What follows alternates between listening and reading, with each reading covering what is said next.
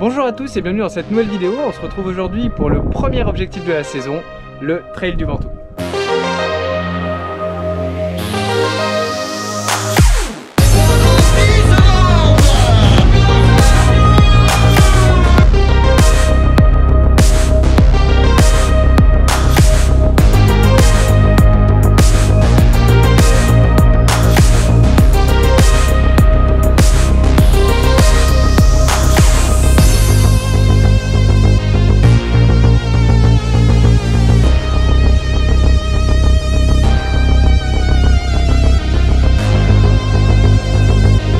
Et oui, si vous avez regardé la vidéo où je parle de mon programme de la saison, le Ventoux est la première grosse course que j'avais cochée cette année. Elle est prévue au programme depuis un moment, un peu comme la Maxi Race l'an dernier. C'est une course où il faut être réactif au niveau des inscriptions. Les places partent plus ou moins toutes le premier jour. Donc de mon côté, elle est prévue au programme depuis fin septembre, début octobre. Attention, il existe maintenant deux gros trails ayant le Ventoux en point d'orgue avec l'arrivée depuis cette année du Grand Raid du Ventoux by UTMB, dont la première édition se tiendra fin avril. Mais pour ma part, celui auquel je participe est le Trail du Ventoux, le vrai, si je peux dire ça comme ça, celui qui existe depuis 2004 et qui fêtait donc ses 20 ans l'an dernier. C'est un événement qui se tient sur 3 jours, du retrait des dossards aujourd'hui vendredi jusqu'à la distance historique, le 46 km qui a lui lieu dimanche. Ça ressemble un peu au Templier avec la distance historique qui vient clore l'événement le dimanche. Je vous mets comme d'habitude quelque part autour de ma tête le programme des différentes courses et pour ma part je participe, vous vous en doutez, à la plus longue distance, ce que j'apprécie le plus, donc l'intégrale des crêtes avec ses 75 km et 3900 D+ annoncés. Là on est au logement qu'on a loué à Malaucène, pas à Bédouin. Bédouin est le lieu de départ de la course, donc Malaucène c'est un autre lieu qui est quand même bien connu autour du Ventoux. Je vous montre rapidement à quoi ressemble le logement parce que je trouve que ça vaut le coup. Là on est sur la terrasse en haut du logement qui est située au 6e étage du logement, vous avez bien entendu. Et puis une fois que je vous aurai montré ça, on va au retrait des dossards à Bédouin d'ici une demi-heure.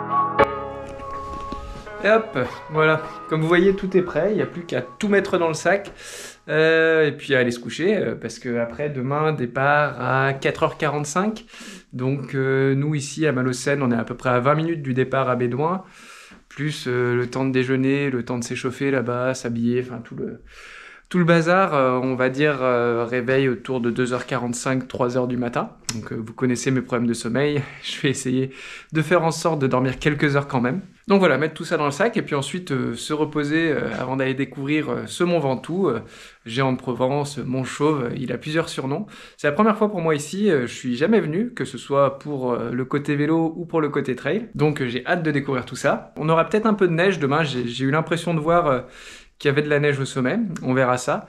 Ils annoncent plutôt un beau temps, soleil avec quelques nuages et du vent, mais étant donné que la plupart du temps on sera en sous-bois, ça devrait aller. Niveau forme, je pense que c'est plutôt pas mal. Les nuits ces derniers temps ont été pas trop mauvaises, même si c'est toujours pas parfait. Ça dépendra évidemment beaucoup de la nuit à venir, là, avant de se lever tout à l'heure. Et sinon, j'ai pas couru de longues courses depuis un bon moment, depuis la Lyon-Saint-Élion en fait, donc je pense que j'arrive plutôt reposé. Et heureusement, vu qu'on est en début de saison et qu'il y a une grosse saison qui m'attend. En tout cas, j'ai hâte que ça commence. Je vous dis à demain pour le départ, en espérant avoir dormi un petit peu. Et puis, je vous laisse avec la partie engagée du jour, qui parlera des discours de l'inaction climatique. Avec l'ouverture de la chaîne secondaire, sur laquelle je développerai dorénavant davantage des thématiques engagées, je me suis dit que cette année, je me consacrerai dans les parties engagées sur la chaîne principale, donc ici, aux discours de l'inaction climatique. Les discours d'inaction climatique, c'est quoi ? Eh bien, ce sont les phrases ou les pensées que l'on va avoir pour justifier une inaction écologique ou même une action anti-écologique.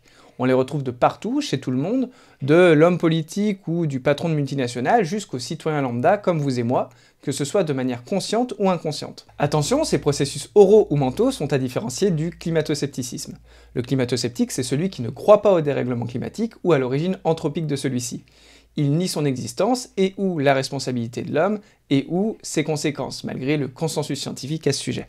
Heureusement, ces personnes-là sont aujourd'hui minoritaires, même si certaines d'entre elles occupent des fonctions à très haute responsabilité, avec la maturité d'un enfant de 5 ans. Oh yeah.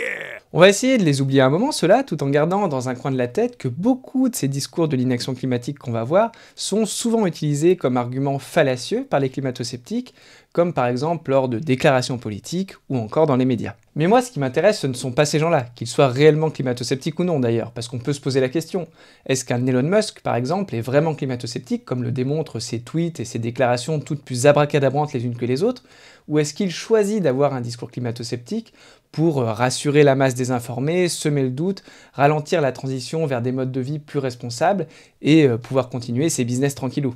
C'est un autre sujet, et comme je vous le disais, moi ce qui m'intéresse aujourd'hui, ce ne sont pas ces gens-là, que je ne toucherai jamais, sur qui je pourrai jamais avoir directement un impact. Ce qui m'intéresse, c'est que vous, qui regardez cette vidéo, soyez capable de repérer ces discours d'inaction climatique, que ce soit chez un homme politique, dans les médias, chez des collègues, des amis, ou même chez vous, dans votre tête, dans votre esprit, et que vous soyez capable d'y répondre. Alors quand je dis répondre, ça ne veut pas dire que je vous demande de répondre à la personne et possiblement de vous prendre la tête avec elle, mais que au moins dans votre tête, vous repériez ce discours et que vous soyez capable de savoir ce qui ne va pas dans ce discours, ce qui est problématique, ce qui est faux, et que vous puissiez au moins y répondre seul dans votre esprit. Après, libre à vous de vouloir engager un débat ou non avec la personne en face, mais ça c'est un autre sujet. Parce que je le répète, ces processus peuvent être conscients, comme chez une personne mal avisée qui, pour des raisons qui lui sont propres, souhaite participer à la désinformation. Par exemple, le PDG de Total Energy, Patrick Pouyanné, qui ment ouvertement sur les chiffres et l'impact de l'industrie du pétrole sur le climat. Mais ils peuvent aussi être, et sont d'ailleurs très souvent, inconscients. Chez vous, chez moi, dans notre esprit bourré de biais cognitifs, pour nous servir d'excuses ou de justification. Être capable de reconnaître ces discours d'inaction climatique, ça passe par plusieurs choses. Y avoir été introduit évidemment pour les connaître, mais aussi et surtout une énorme remise en question. Parce que quand je vais vous les détailler dans les prochaines vidéos, là je finis juste cette introduction et je les cite rapidement, mais il est quasiment certain que tous ici, vous qui regardez cette vidéo, vous vous reconnaîtrez à un moment ou à un autre dans certains propos. Et ne croyez pas que je vous dis ça en me mettant dans une position supérieure à la vôtre, dans une posture de celui qui sait et qui vous dit quoi faire, quoi penser, comment penser. Non, je m'inclus là-dedans également. Moi aussi, par le passé, j'ai pu avoir certains de ces discours, et même si j'essaye de les limiter au maximum, de me remettre constamment en question, j'en ai probablement encore. On a tous des contradictions, quel que soit notre niveau d'investissement. J'ai simplement la chance de m'être ouvert à tout ça un peu plus tôt que d'autres, un peu plus tôt que certains d'entre vous probablement. Et la seule chose que j'essaie de faire, c'est de transmettre ces connaissances au plus grand monde. Faut pas oublier que ce qui joue in fine, c'est la sauvegarde de la vie sur Terre, les êtres vivants et tous les autres. Ces 12 discours d'inaction climatique, ils sont issus d'une publication scientifique de l'université de Cambridge, rédigée par un groupe d'experts en sciences sociales mené par le docteur William Lamb.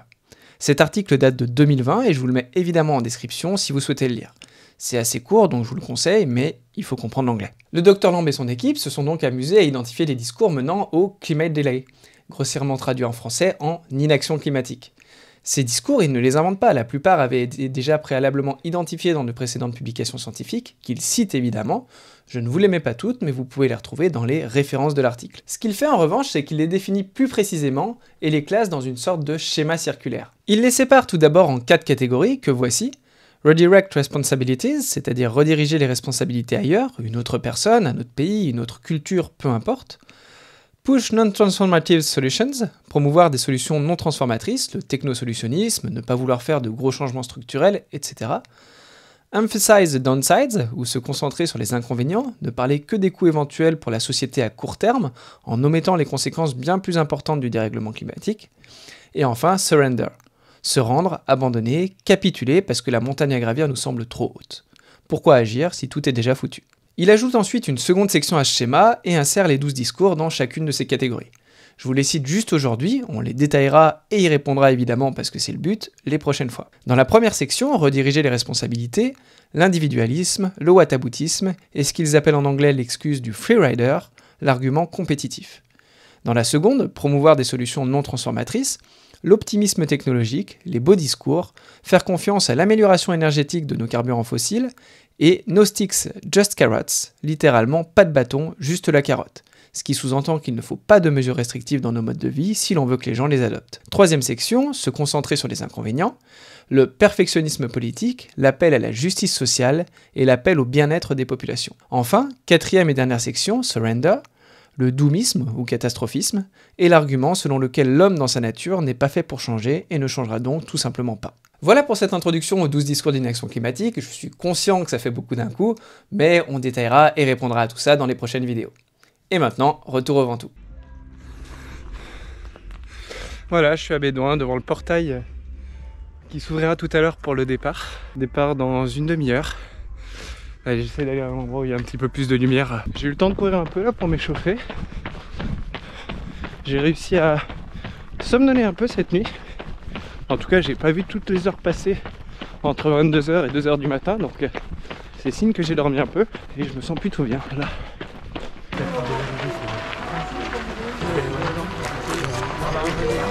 Vous allez partir aujourd'hui pour un trail de montagne.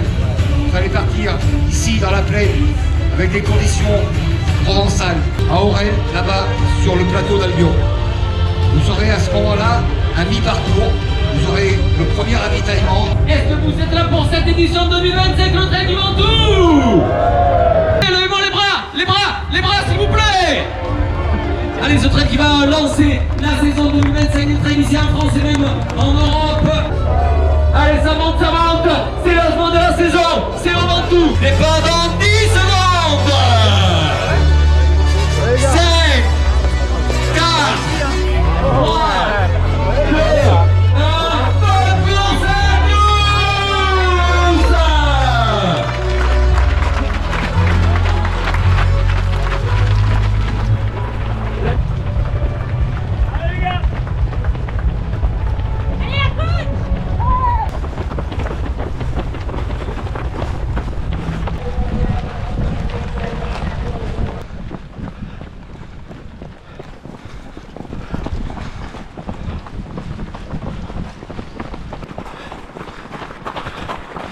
Allez, on est parti il y a un peu moins de 10 minutes. On est sur première portion de 3 km en faux plat montant. À peu près 100 des plus sur ces 3 km. Et ensuite, entre le 3e et le 14e, qui sera le sommet du Ventoux, le 14e, on a environ 1500 des plus. Donc le plus gros morceau du D+ de la course. Le premier ravitaillement sera au kilomètre 21. Ce sera pas vraiment un ravitaillement d'ailleurs, ce sera un point d'eau au col de la Fraîche. Donc d'ici là, il y a au moins 3 heures de course, voire plus, d'ici le premier point d'eau. Donc je suis parti avec 3 gourdes. Là on est vraiment super bien, au niveau température on est, je pense, à 10 degrés environ. J'ai mis 2 couches de t-shirt, un t-shirt long, un t-shirt court. Par contre il paraît qu'il fait ressenti moins 11 de sommet avec des rafales à plus de 100 km/h. Donc on va probablement bâcher avant d'arriver en haut. Allez, je vais pas trop filmer, pas trop parler jusqu'à ce qu'il fasse jour. Donc à peu près vers le sommet. Et je pense qu'on se retrouve à ce moment-là à peu près.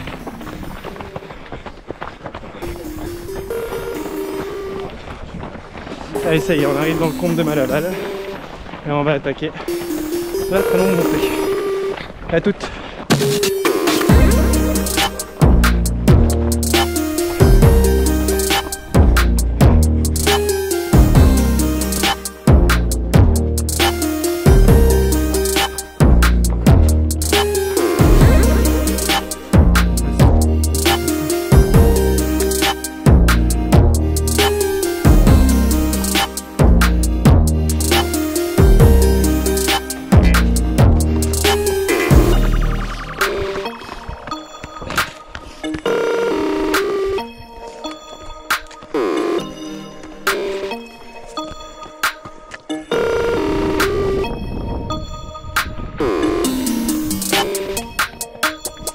Allez, ça fait un peu plus d'une heure qu'on est parti. On a fait un peu plus de 700 des plus. Je pense qu'on doit être autour des 1000 mètres d'altitude. Vous devez l'entendre là. On commence à être un peu exposé au vent. Pas encore assez pour mettre la veste. Et je pense que on doit être à peu près au collet rouge. Allez, il reste encore un peu plus de la moitié de cette ascension. Pour l'instant, tout va bien.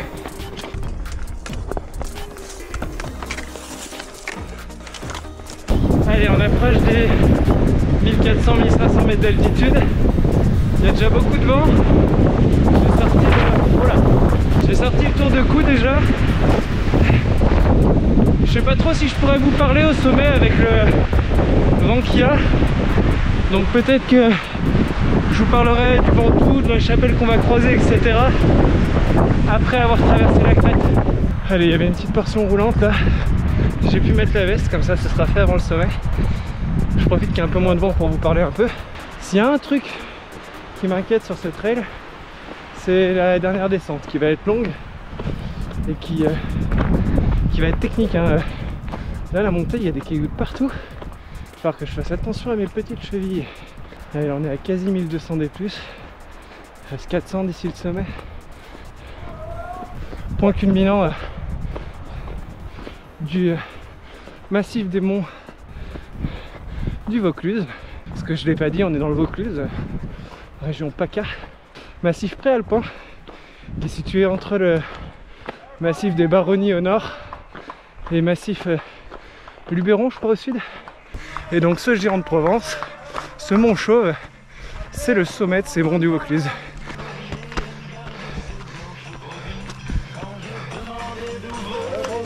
Merci. Merci. Merci. Et nos premiers bénévoles qui encouragent. Et ça y est, on a nos premières traces de neige à peu près 1500 mètres d'altitude. C'est tout blanc. Et le jour se lève tout doucement sur ma gauche.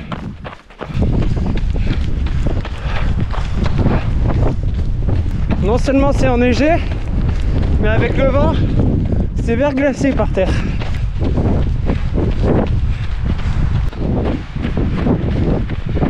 Allez, même vous là, vous devez commencer à apercevoir le jour. Hyper cool ce lever de soleil dans la neige. Ça fait 1 ou 2 km qu'on est sur une piste entre le courable et le marchable. Toujours compliqué de savoir si tu cours ou si tu marches sur ces sections. Alors voilà la station de ski en dessous.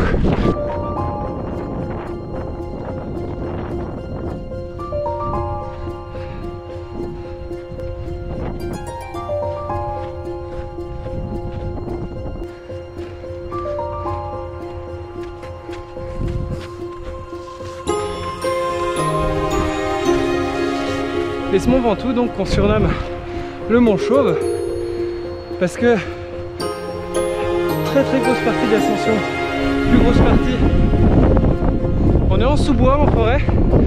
Là on doit être dans la forêt domaniale du mont Ventoux d'ailleurs. Et quand on débarque au sommet, plus rien,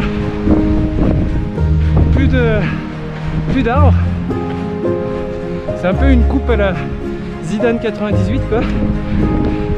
D'où ce surnom du mont Chauve.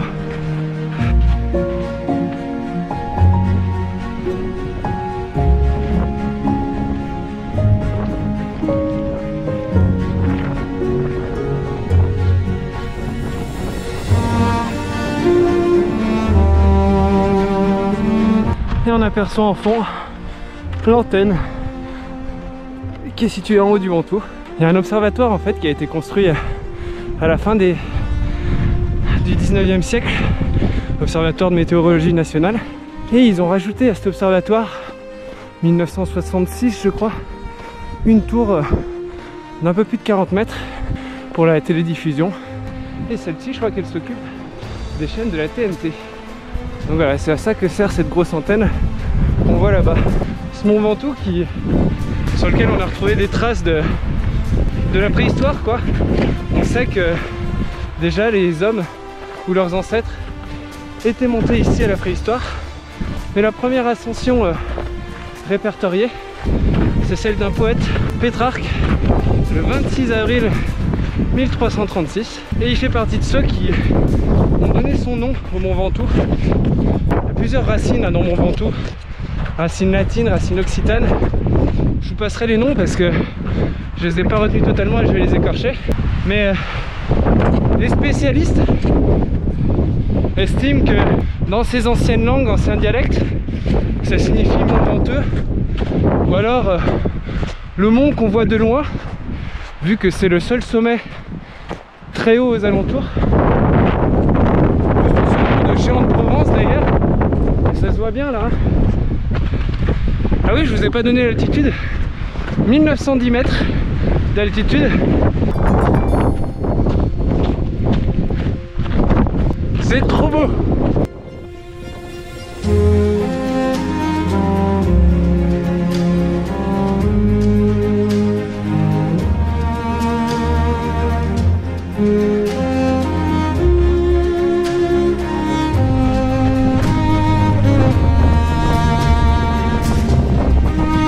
Allez, ça y est, on est quasiment au sommet.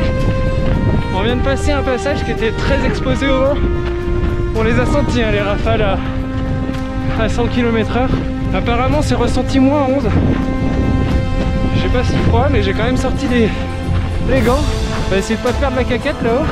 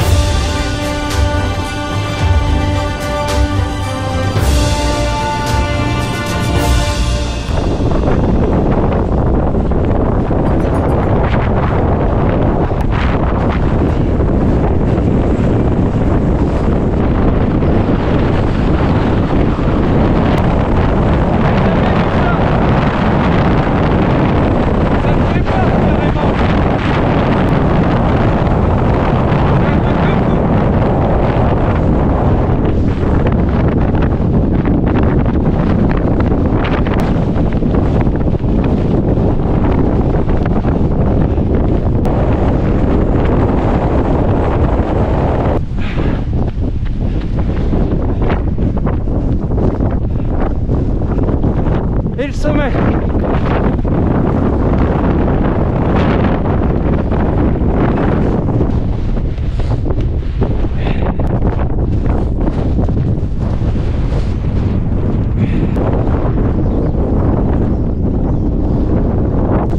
J'ai jamais vu autant de vent que là-haut. C'était un truc de malade. Ah, on est trop bien là. Voilà, 7 h du matin. Quasiment 2000 mètres d'altitude avec un magnifique soleil en face. On a eu un superbe lever de soleil en plus avec cette couleur rouge juste au-dessus du sommet. Incroyable pour l'instant.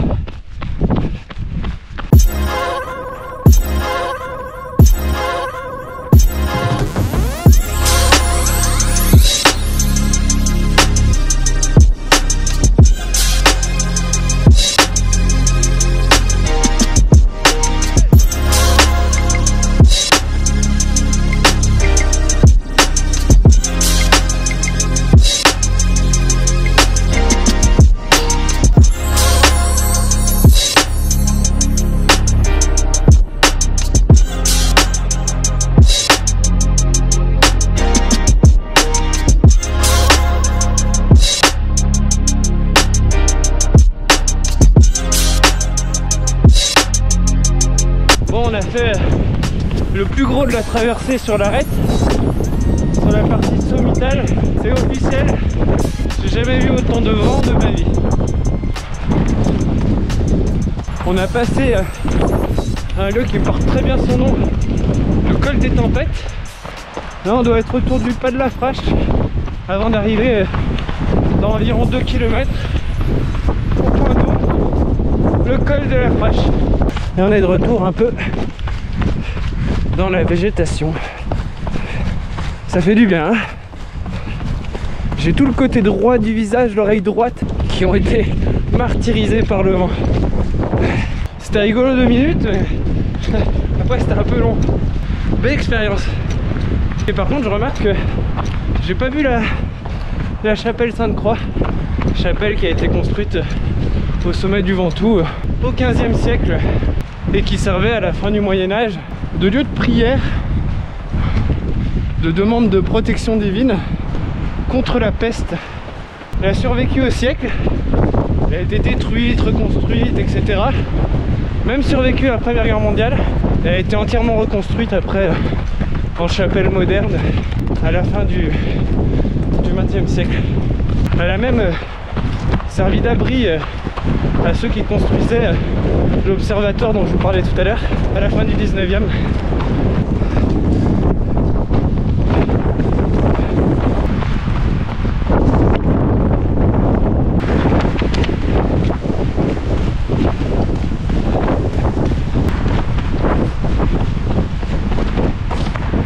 Allez, premier point d'eau.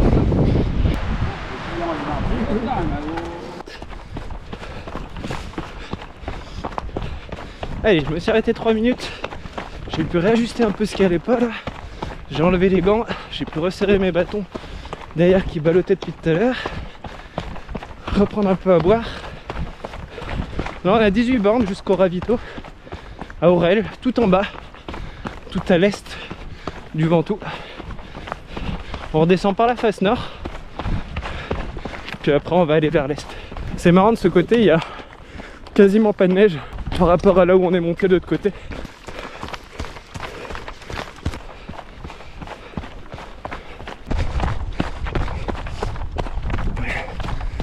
Là on redescend par la forêt domaniale de la Thune et le bois du Maigre. J'aime bien les noms atypiques comme ça.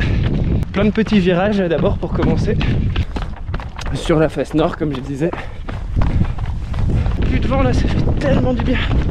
Bon, et niveau forme, ça va à peu près, mais le fait d'être pris le vent là-haut pendant longtemps, d'avoir dû pousser sur les jambes, c'est pour garder l'équilibre et tout, j'ai l'impression que ça m'a un peu usé les jambes. J'ai mal aux jambes assez tôt là, mais bon, on verra bien. Reste 52-53 bornes quand même, mais bon, j'arrive toujours à garder mon bon rythme, donc pour l'instant tout va bien.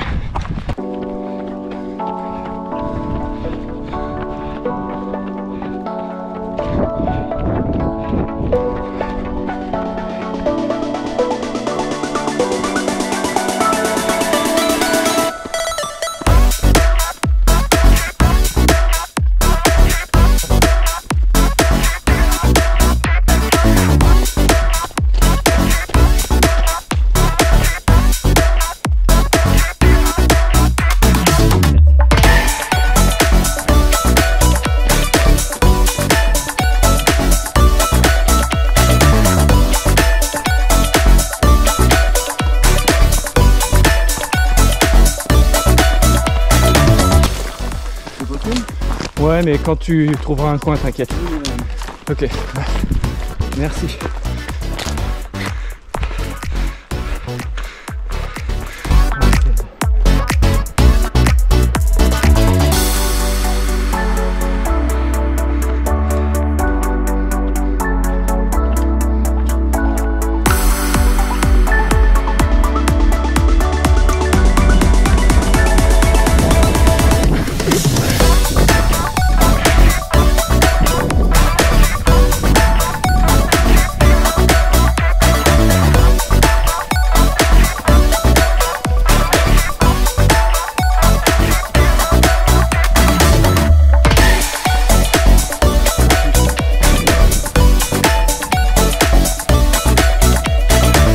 J'approche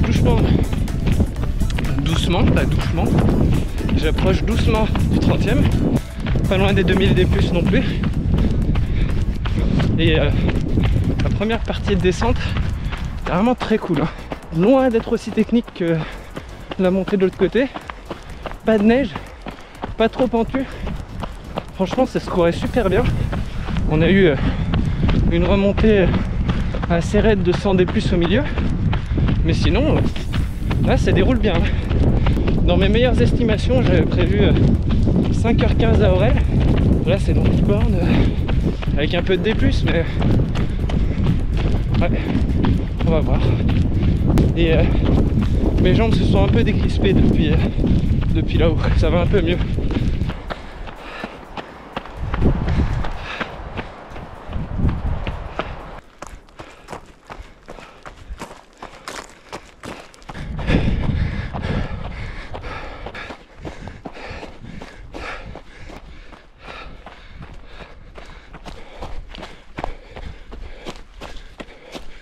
Je vous en ai pas parlé non plus, mais au sommet de ce Mont Ventoux, il y a un mémorial aussi que j'ai pas vu non plus.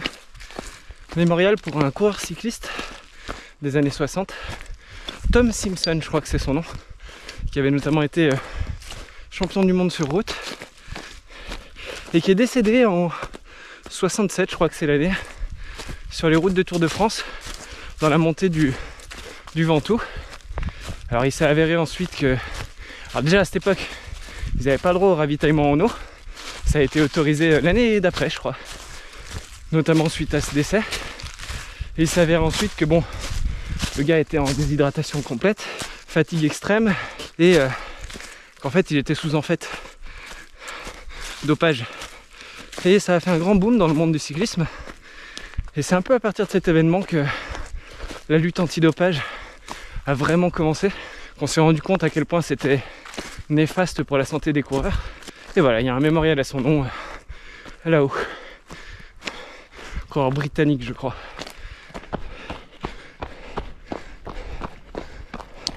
Une autre particularité de ce Mont Ventoux, c'est qu'il marque une frontière linguistique entre le nord occitan et le sud occitan. Occitan du nord, occitan du sud. Au nord du Mont Ventoux, on ne prononcera pas de la même manière qu'au sud du Mont Ventoux dans les dialectes occitans, quoi. Je suis pas un spécialiste, mais de ce que j'ai compris, pour chanter par exemple le mot chanter, au nord ils vont dire chantal et au sud cantal. La chèvre, chabla au nord et cabla au sud. Bon, j'ai pas plus d'exemples. On va pas tarder à finir de remonter avant 4 km de descente sur Aurel. Allez, j'en profite là pendant qu'on est dans les cailloux. J'espère que vous m'entendrez avec le vent. Mais le Mont Ventoux, c'est essentiellement du calcaire, de la roche calcaire. Et au sommet, comme vous avez pu le voir tout à l'heure, cette roche elle est très blanche. En fait, c'est dû à l'explosion de ces roches calcaires sous l'action des gels et des dégels successifs. Ça donne ces morceaux de pierre cassés qui font des pierriers et qui sont très blanches. C'est joli. Allez, attention aux chevilles, se concentre.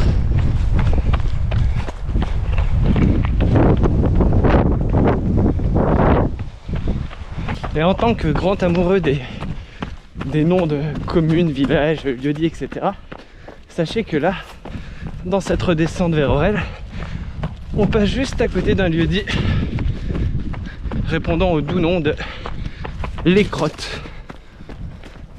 Je pouvais pas passer à côté de ça. Ah, je suis sur la fin de la descente sur Aurel. Elle m'a fait mal celle-ci.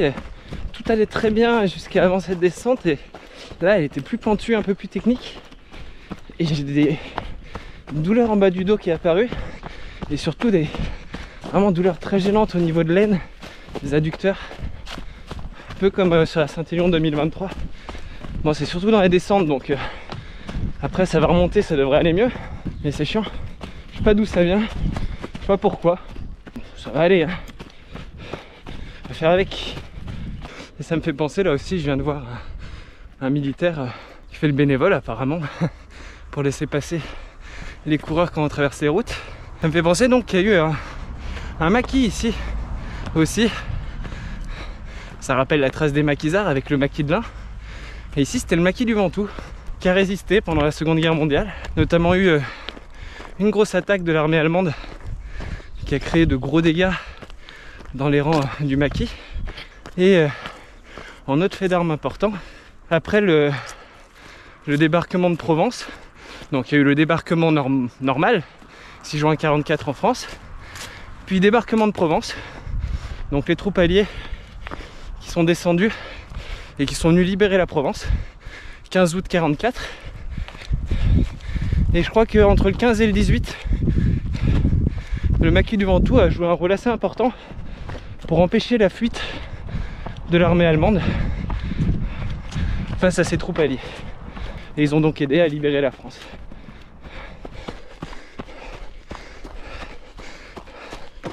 Là, ça monte encore un peu avant d'arriver à ce ravito. Ouais, ça a mis en montée, ou sur plat. Je pense que je vais galérer dans la dernière descente tout à l'heure. Ouais, on n'en est pas là. Oh bah il se mérite ce ravito. On voit le village de super loin en fait. C'est interminable pour y arriver. C'est joli par contre. Style un peu médiéval. Le Ventoux est sur ma droite. Le sommet est caché derrière là.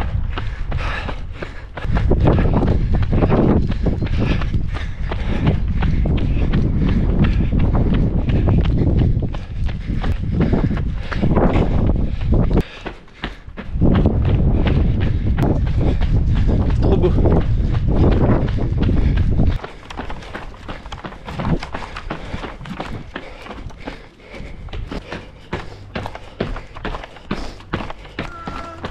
Merci. Merci. Et voilà, le ravito d'Aurel. Merci.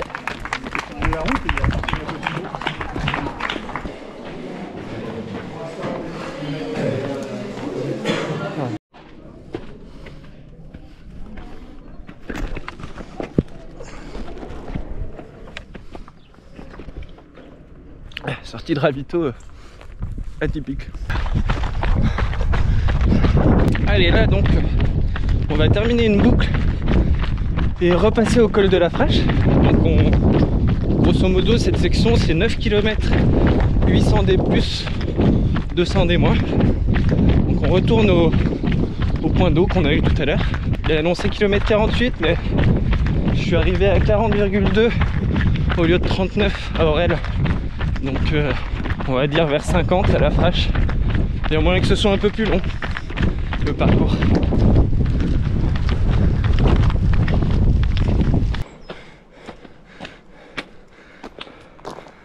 Et on est dans cette remontée. J'ai 2500 D+, environ, un peu plus. Ouais, donc il reste 1500 normalement en D+. On a fait un bon morceau déjà.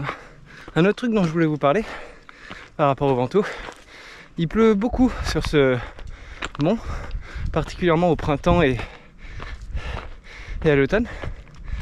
Et en fait, ces précipitations, elles vont aller se joncher dans des galeries souterraines, donc en passant sous le mont Ventoux, et elles vont rejoindre notamment un énorme bassin souterrain de 1100 km², je crois que j'avais vu, qui en fait, ce bassin récupère l'eau du mont Ventoux, des monts du Vaucluse de manière générale, la montagne de Luz qui est le second sommet des monts du Vaucluse, du plateau d'Albion qui est un peu à l'est du Ventoux.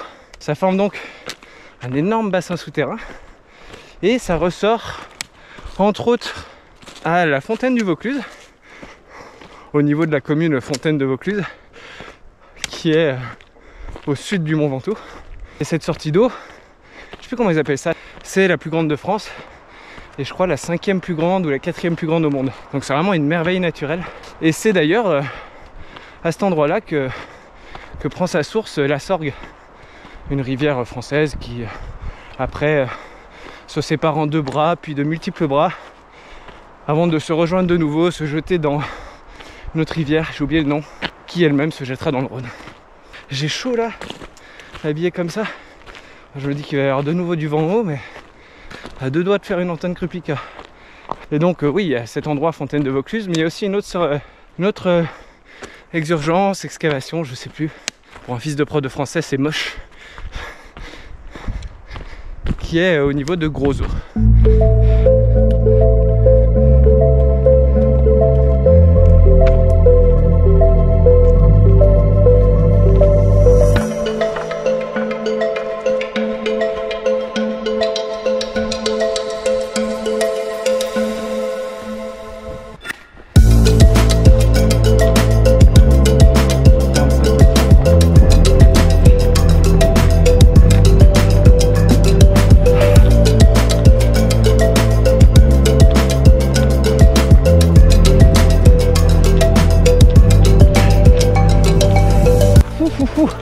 La montée en fait, je pense que le point d'eau sera après.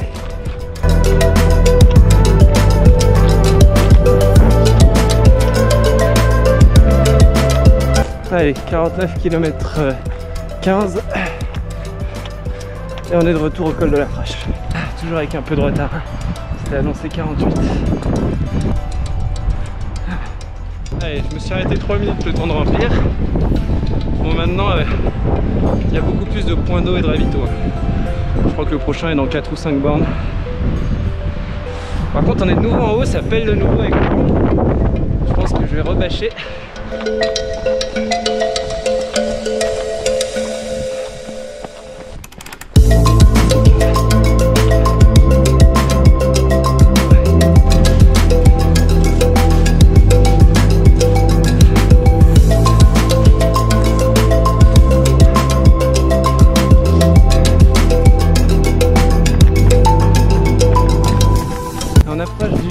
Point d'eau là d'ici 1 km, 1 km et demi.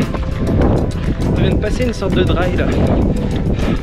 J'en avais vu aussi dans le Taillefer sur le T4M que j'avais fait l'an dernier. Des chemins naturels tracés par les troupeaux d'ovins. Bon, il n'y en a plus hein, maintenant, ou quasiment plus je crois, sur ce Mont Ventoux. Mais voilà, par le passé, ça a créé ça.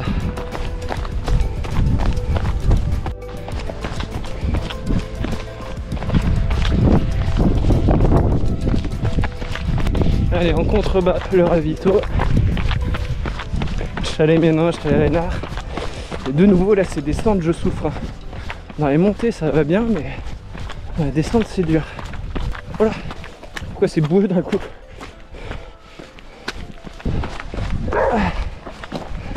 Allez. J'arrive à 53,8. Annoncé 53.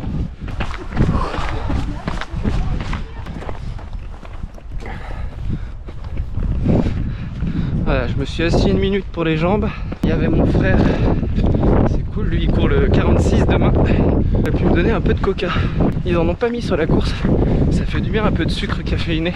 Je vais certainement pas leur reprocher de pas en avoir mis. D'un point de vue écologique c'est super. Mais du coup il n'y a pas grand chose de sucré en boisson. Ah, on voit le sommet là-bas. Je commence à être fatigué mais ça va aller, hein, ça va aller au bout. Dernière descente est très technique apparemment, donc peut-être mettre un peu de temps avec mon habileté légendaire dans ces portions. Et puis là mes douleurs au dos et aux adducteurs. On dit au revoir au Ventoux hein, qui est derrière moi, enfin au Ventoux au sommet en tout cas. Un dernier petit truc dont je voulais vous parler à son sujet, c'est qu'il a été le théâtre de pas mal d'exploits sportifs et parfois un peu farfelus quoi. Évidemment course cycliste, course à pied, mais ils ont aussi fait des défis un peu débiles. Il y a eu des records du monde pour l'ascension en roller. Je les imagine faire, je trouve ça très drôle, ça doit être tellement dur. En triporteur aussi, ces engins à 3 roues là. Il y a aussi le plus grand nombre d'ascensions en 24 heures. Je crois que le record est de 11. Évidemment, lieu de cyclisme très connu, vous devez connaître les cinglés du Ventoux. C'est le fait de faire l'ascension du Mont Ventoux par les 3 routes depuis Bédouin, Malaucène et Saulx, en redescendant à chaque fois évidemment. Ça fait quelque chose comme 136 bornes et un peu plus de 4500 D+, je crois. Et pour finir, j'en ai vu un dernier qui m'a fait rire. C'était l'ascension sans selle, en vélo mais sans selle. Pas le droit à l'erreur.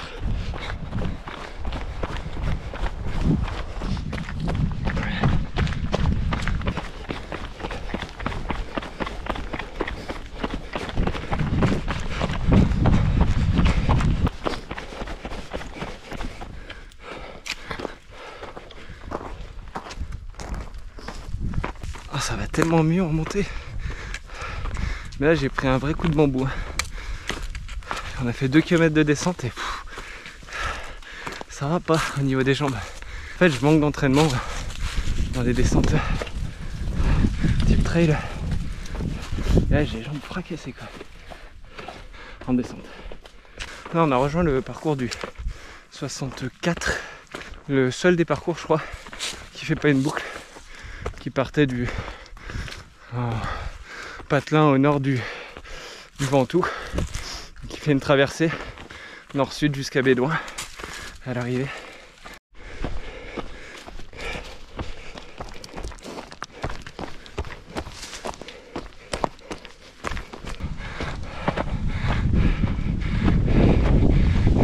Prochain ravito c'est Jas-de-la-Conche.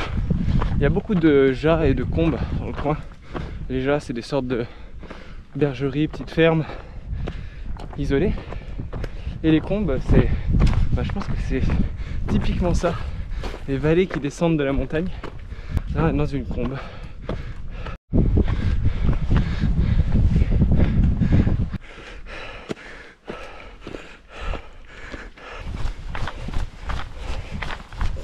Ah les jambes, les jambes, les jambes.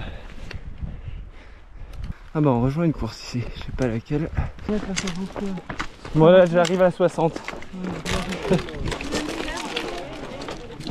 Et voilà, Jas-de-la-Conche je crois. Allez, je suis dans la dernière descente. Bon même si là je suis en train de monter. Il reste un peu moins de 14 bornes. Normalement ça va un peu mieux qu'avant le ravito. En fait là le fait de croiser plein de coureurs du 29 maintenant. C'est le 29 qu'on a rejoint. D'échanger des mots sympas, de se parler, s'encourager. C'est vraiment... ça rebooste un peu, ça fait du bien. Bon voilà, on a encore quelques petits coups de cul au milieu de la dernière descente. On s'approche quand même de la fin.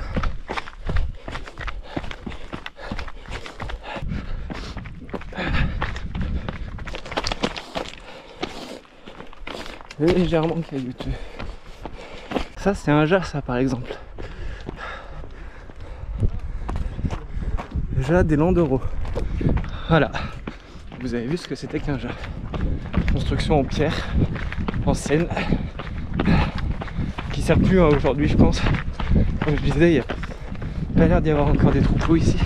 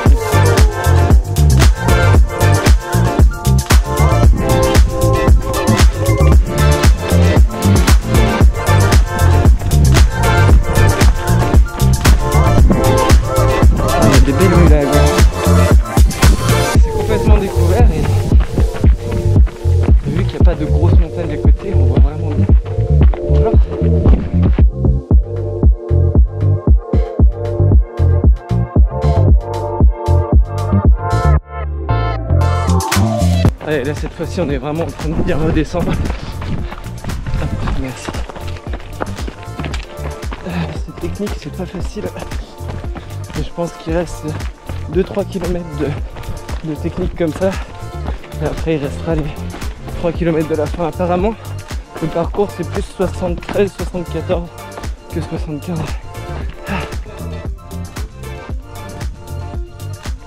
Ah, j'ai une remontée de 5 mètres et je la marche. Ah, cette descente m'a fracassé les jambes. J'ai des jambes de manchot là. L'animal. Ah, on est quasiment en bas. Hein. Putain, je suis arrivé en bas, mais il nous faut remonter direct, c'est Sagouin. Vous voyez derrière moi, il y avait un chemin hein, qui filait tout droit, sans remonter. Putain, mais on va où là?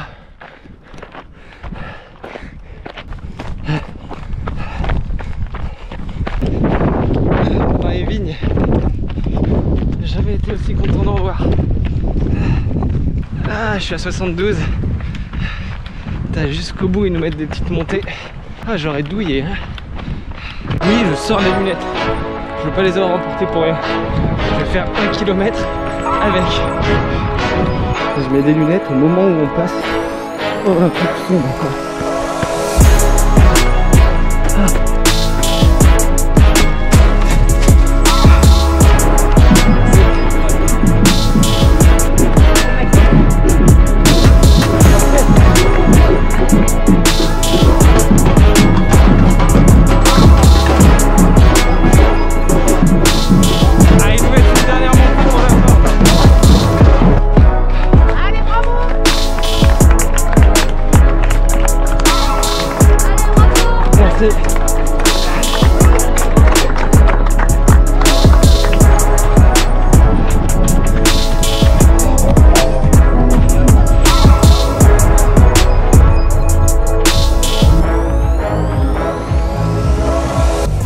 85e.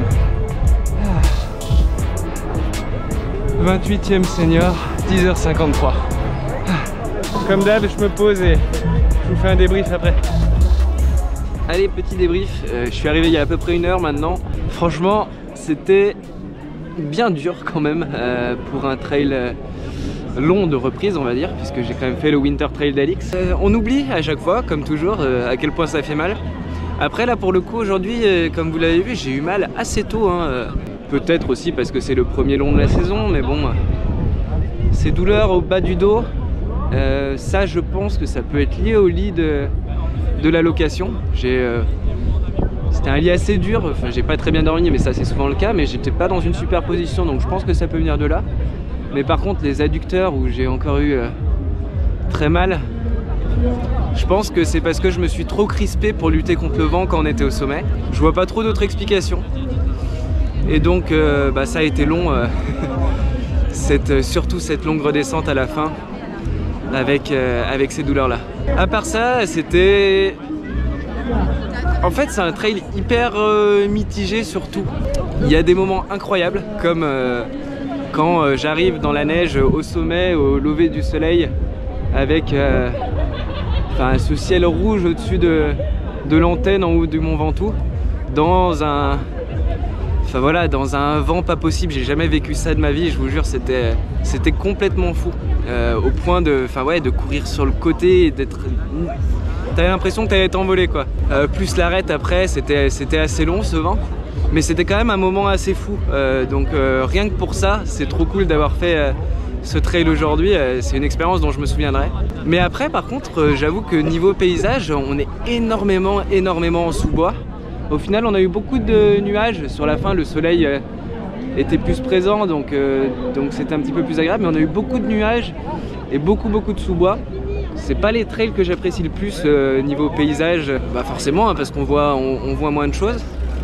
Mais bon, je suis très content de l'avoir fait. C'est comme toujours, comme je le dis à chaque fois, un autre trail de cocher dans la liste des trails que je veux faire. Niveau organisation, j'ai rien à redire. Comme je disais, il n'y a pas de boisson sucrée sur les ravitaux, mais ouais, c'est peut-être le seul truc que je peux critiquer sans que ce soit une critique. Hein, mais tout le reste est très bien. Ah, le suivi live, si. Le suivi live, apparemment, c'est vraiment de la merde. Alors, moi, forcément, j'ai pas suivi, mais ma famille qui suivait m'ont dit que c'était vraiment de la daube. Mais bon, c'est pas le plus important. Et sinon, ouais, juste une petite anecdote chelou que j'ai eue au départ ce matin. Je vous en ai pas parlé pendant la course parce que c'est pas très important, même si ça m'a un peu gavé sur le moment. Mais ce matin, 15-20 minutes avant le départ, je suis en train de regarder la liste des partants ou un truc dans le genre. Et j'ai un monsieur qui me tape sur l'épaule, vous savez, comme ça là. Pas de bonjour, rien, je me retourne. Et il me dit ah, je vous laisse pas partir comme ça. J'étais habillé en short avec mes deux t-shirts, t-shirt long, t-shirt court. Et il me dit ah, je vous laisse pas partir comme ça. Je fais pourquoi? Ah, il fait moins 10 là-haut. Ok, très bien, mais bah, j'ai rien eu le temps de dire, hein. Il est reparti tout de suite. Et je l'ai recroisé après, il est revenu me voir 5 minutes après. Il me dit ah bah tout à l'heure, c'est juste que c'est n'importe quoi cette tenue. Je dis oui, enfin sauf que déjà vous savez pas ce que j'ai dans le sac. J'avais une deuxième couche et une troisième couche dans mon sac pour le haut du corps. Il me fait oui et pour les jambes. Je dis, bah pour les jambes écoutez, je sais qu'on reste pas hyper longtemps au sommet. J'ai quand même l'habitude, j'ai fait des Saint-Aignan à -15, j'ai fait des ultra trails très longs en short et je sais qu'à ce niveau là pour moi c'est pas un problème, pour moi. Et il s'est énervé, il dit c'est n'importe quoi, machin, etc. Enfin bref. Et je lui dis oui enfin bon, si vous me laissez pas partir, vous laissez pas partir 50% des coureurs parce que la moitié des coureurs étaient en short eux aussi. Il me dit on laissera partir tout le monde mais juste vous êtes inconscient, c'est un trail de montagne ici, en prenant de haut énormément. Alors je pense que ce monsieur n'est pas méchant hein, et qu'il était juste très stressé, c'était un membre de l'organisation qui était stressé parce que effectivement 110 km/h en haut, ressenti -11, tu t'inquiètes pour tes coureurs. Mais c'est juste que le dire de cette manière et nous prendre pour des débiles qui ne savons pas gérer. Bien sûr hein, qu'il y a des mecs qui savent pas sur quoi ils s'engagent, mais en général quand tu pars sur un 75 km et 4000 D+, t'as fait un peu de trail avant quand même. Et même si c'est pas le cas, même si effectivement il y a de l'inquiétude, il y a des manières de dire les choses. Aller voir un gars 15 minutes avant le départ et lui dire toi tu pars pas, alors que je l'ai pas précisé, hein, il n'y a pas de matériel obligatoire, il n'y a que du matériel recommandé sur ce trail. Si vraiment tu veux que les gens aient des choses sur eux, tu le mets en matériel obligatoire. Et dans ce cas-là, on n'a pas le choix, on part avec les choses dans le sac. Voilà, ça m'a un peu gavé à un quart d'heure du départ. Au final, tout s'est très bien passé là-haut, hein, comme je le pensais. J'ai mis seconde couche... non, j'ai mis que ma veste. J'ai même pas mis la seconde couche. J'ai mis que ma veste, mes gants, mon tour de cou. Je suis resté en short, j'ai pas eu froid aux jambes. Et voilà, donc... Encore une fois, je pense que ce monsieur n'est pas méchant. S'il y a des membres de l'organisation par hasard qui passent ici, c'est pas grave, mais c'est pas des plus agréables à 15 minutes du départ, surtout quand t'as rien fait et que personnellement j'essaie toujours d'être plutôt agréable avec les gens, d'être plutôt ouais, de transmettre quelque chose de positif et ça c'était quand même vachement négatif sur un trail que tu prépares depuis un petit moment où t'es content d'être là, ça te gâche 2 secondes le moment. Après je suis vite passé à autre chose. Mais voilà, pour faire un brief sur ce trail, donc il y a du très bon et du moins bon dans moi ce que j'ai vécu. Hein. En tous les cas, ce Mont Ventoux, je reviendrai. Je sais pas si ce sera sur une course, je sais pas si je ferai un jour le Grand Raid du Ventoux by UTMB. Ah oui, tout à l'heure en intro, j'ai dit une bêtise. J'ai dit que c'était la première édition du Grand Raid du Ventoux. Alors, en fait, c'est la première édition du Grand Raid du Ventoux by UTMB. Mais le Grand Raid du Ventoux existait avant, il a juste été repris par l'UTMB cette année. Et dernière chose que je pourrais redire un petit peu sur leur gamme, mais ça après je pense qu'ils peuvent peut-être pas faire trop autrement, c'est que il y a quand même peu de ravitaux, il n'y a que 2 ravitaux solides sur 75 bornes. Et au début les ravitaux sont très espacés. Le premier arrive à 21 km, 1700 D+. Moi ça s'est bien passé, mais je pense qu'un jour où il fait un peu plus chaud ou des gens qui gèrent un peu moins bien, ça peut être assez compliqué. Donc voilà. Bon là j'ai mis en avant que le négatif, mais il y a plein de choses positives. Hein. Les bénévoles que j'ai croisés étaient très sympas. Il y avait beaucoup de militaires qui nous indiquaient le chemin aussi tout au long du parcours. Alors je sais pas pourquoi ils étaient là, mais ils étaient tous très gentils aussi. Et merci à tous ces gens d'avoir organisé ça. Sur ce, je vais attendre l'arrivée de Clémence qui était sur le 75 aussi. Elle devrait pas trop tarder. Et puis demain on verra ce qui se passe pour le 46 UNAL parce que apparemment l'organisation songe à changer le parcours étant donné qu'ils annoncent des rafales et un mauvais temps encore plus important au sommet. Je vous remercie d'avoir regardé cette vidéo. La prochaine course sera, si tout va bien, si je récupère bien, si j'ai pas trop de douleur, le trail du Pays des Châteaux dans le Loir-et-Cher. C'est un trail plat, 63 km et 500 ou 600 D+, mais au milieu des châteaux de la Loire. Et moi qui aime beaucoup le côté historique, j'avais envie de le faire. En plus j'ai de la famille qui habite dans le Loiret juste à côté. Donc j'ai hâte de faire cette course. Allez, je vous dis à bientôt pour une prochaine vidéo. Et comme toujours, si vous avez apprécié, n'oubliez pas de mettre un petit j'aime, un petit commentaire, de vous abonner si c'est pas le cas et de partager la vidéo. Merci beaucoup, à bientôt, salut.